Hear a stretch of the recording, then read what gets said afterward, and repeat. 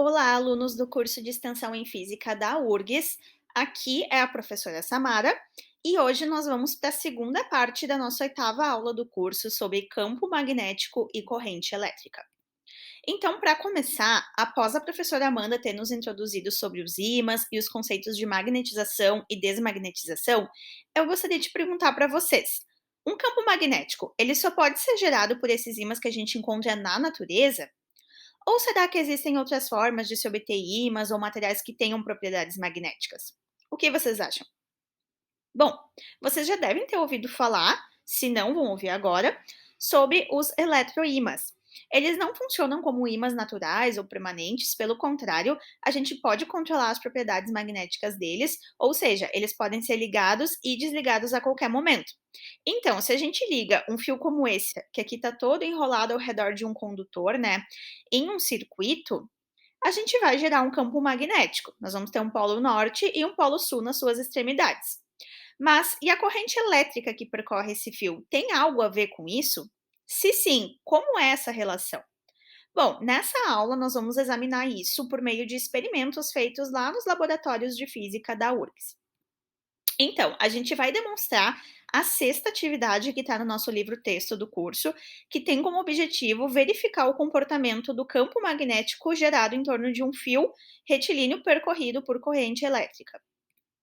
Para isso, a gente vai utilizar os seguintes materiais: uma fonte de corrente contínua, uma espira quadrada feita de um conjunto de fios retilíneos, duas bússolas e limalhas, que é tipo um pó, né, de ferro. Então, vamos começar agora vendo a primeira demonstração gravada pela professora Magali lá nos laboratórios. Bom, então nós vamos tentar identificar o comportamento do campo magnético ao redor desse conjunto de fios. Aqui a gente tem uma espira, né, que é um enrolamento de vários fios, e ela está ligada a uma fonte de tensão que varia de 5 a 10 volts, onde a corrente vai circular em um determinado sentido, dependendo ali da forma como nós ligamos as ponteiras. Bom, primeiro a gente vai espalhar então as limalhas de ferro na placa de acrílico ao redor do fio na vertical. A gente pode perceber inicialmente que as limalhas elas não tomam nenhuma configuração especial, né? Estão espalhadas bem aleatoriamente. Mas quando a gente liga a fonte em 5 volts, a gente começa a identificar, principalmente próximo do fio, uma distribuição circunferencial dessas limalhas. E é mais visível junto ao fio e não tão visível quando a gente se afasta do fio. Então, a gente verificou com isso que quanto mais perto do fio, mais intensa é a orientação do campo, né? A gente vê mais nítido essa orientação circular, e quanto mais longe do fio, menos intensa. Então, a gente vê as limalhas ficando mais dispersas. Isso significa que o campo é inversamente proporcional à distância em relação ao fio. Agora a gente vai aumentar a tensão da fonte de 5 para 10 volts e com isso vamos aumentar então a intensidade da corrente. E o que a gente verifica agora é que o campo gerado ao redor do fio continua com linhas circunferenciais, mas a organização é bem mais visível, bem mais nítida do que anteriormente. Inclusive, bem próximo do fio, o campo ficou tão intenso que as limalhas foram atraídas em direção ao feixe, né? E também a configuração ela ficou bem mais visível nas regiões ali mais afastadas do fio. Então, quando a gente tem uma intensidade de corrente maior, maior também vai ser a intensidade do campo. Isso quer dizer que o campo magnético é diretamente proporcional à corrente. Bom, outro fator importante que a gente tem que discutir é que aqui nós temos um conjunto, né, um feixe, então são vários fios que estão sendo percorridos por corrente, e isso vai nos dar uma determinada intensidade de campo magnético gerada. Mas se ao invés de ter um conjunto de fios, a gente tivesse um único fio percorrido pela mesma corrente, a gente veria que comparando para um fio e para vários fios percorridos pela mesma corrente, o campo seria mais intenso quando a gente tem vários fios, porque cada campo gerado por cada fio é somado, né. Então, o campo magnético, ele vai depender diretamente do número de fios, né, representado aqui pela letra N. Então, quanto maior o número de fios, maior vai ser a intensidade do campo magnético.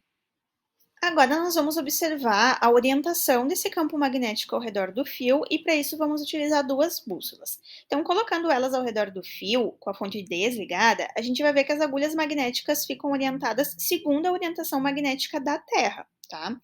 E aí, se a gente liga a fonte, né, o fio vai ser percorrido por corrente e nós percebemos que a agulha da direita, a verde, não muda a orientação, já a amarela da esquerda inverteu a posição norte e sul.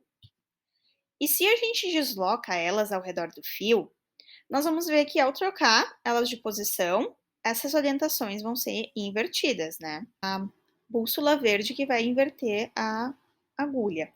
Então, nós já sabemos que o campo magnético é circunferencial ao redor do fio e o movimento das agulhas vai nos indicar que o campo tem, né, essa orientação, ou seja, ao redor do fio, o norte das agulhas vai nos dar o determinado sentido do campo, que pode ser um sentido horário ou anti-horário.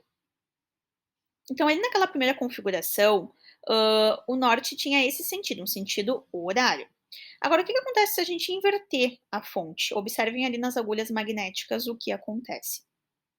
Quem agora inverte a orientação é a bússola verde, né? Ela muda ali o norte e o sul e a amarela praticamente se mantém igual. Se a gente gira elas em torno do fio, podemos verificar esse comportamento circunferencial, só que agora o norte está apontando no sentido contrário ao sentido anterior, né? É um sentido anti-horário. E isso tem a ver com o sentido da corrente, né? Como nós invertemos as ponteiras da fonte. Então, nós podemos dizer que a corrente que circula no fio, ela ou está subindo no feixe de fios, ou ela está descendo, né? E isso depende do sentido que a gente conecta as ponteiras. E aí, para não se perder nisso, né, nós podemos usar uma regra, que é a regra da mão direita. Como é que a gente faz? Nós agarramos o fio, né, com a mão direita, daí os dedos ao redor do fio, eles vão indicar o sentido do campo magnético e o nosso dedão vai indicar o sentido da corrente. Ou vice-versa, né? Se a gente tem, né, o sentido da corrente no fio, se a gente conhece ele, a gente também vai saber o sentido do campo magnético. Então, se a corrente está subindo, né, o sentido do campo magnético vai ser contrário ao sentido de quando a corrente está descendo. Para entender melhor, vamos considerar então um fio na vertical e vamos imaginar que a gente está olhando ele de cima. Então, isso seria representado assim, né? O fio perpendicular ao plano da página, então, como a corrente está indo para cima ali na imagem da esquerda, ele estaria com a corrente saindo da página. E para representar esse vetor da corrente saindo da página, a gente usa esse símbolo de um círculozinho com um ponto no centro.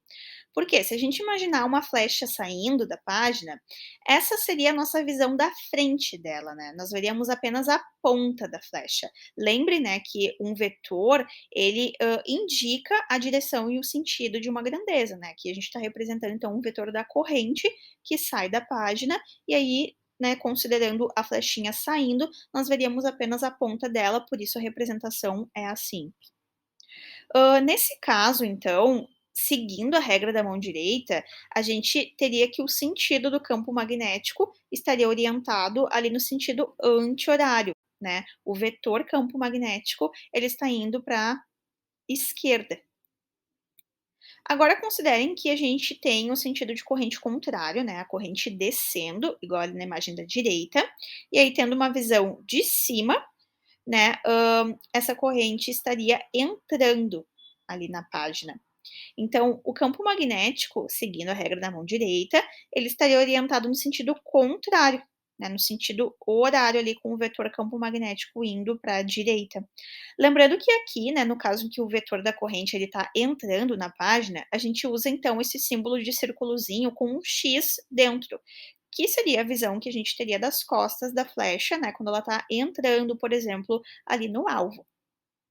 Agora, se a gente tiver uma espira circular, que é simplesmente um fio dobrado circularmente, né, a gente veria aqui a representação da corrente estando paralela ao plano da página, então ela está entrando pela esquerda e saindo pela direita da espira, e aí seguindo a regra da mão direita, a gente vai ter sempre o vetor campo magnético entrando em direção ao centro dessa espira e saindo ali pelas laterais. Bom, daí resumindo, né, o que a gente viu até aqui, o campo magnético ele vai ser proporcional ao número de fios e à corrente, diretamente proporcional, né, pessoal? E vai ser inversamente proporcional à distância do fio. Daí lembrem aqui que quando a gente tem variáveis com uma proporcionalidade, para criar uma igualdade entre elas, a gente deve acrescentar uma constante. Nesse caso, a constante que aparece é o μ, tá? O Mi aqui ele é uma grandeza que caracteriza o meio no qual esse fio condutor está imerso, tá? Pode ser o ar ou, né, o vácuo. Essa grandeza ela é chamada de permeabilidade magnética do meio. E ali na parte de baixo a gente mantém, né, o 2πr, considerando que esse campo é circunferencial. Então, a equação para campo magnético que a gente mais utiliza é essa, conhecida também como lei de Biot-Savart, onde o B, que é o campo magnético, vai ser igual ao produto de μ, a constante de permeabilidade magnética, de N, que é o número de fios, e I, que é a corrente. Tudo isso dividido por 2πr, né, que é a distância em relação ao fio. Lembrando que para o vácuo, a permeabilidade magnética é denominada de μ0 e ela vale, por definição, 4π vezes 10 na menos 7 e a unidade, né, no sistema internacional é Tesla metro por ampere. Tá, pessoal, então por hora era isso. Assistam também a aula do professor Renan sobre o campo magnético em bobinas e as resoluções de exercícios com os professores Marcos e Naman. Obrigada pela atenção. Qualquer dúvida, entre em contato e bons estudos a todos.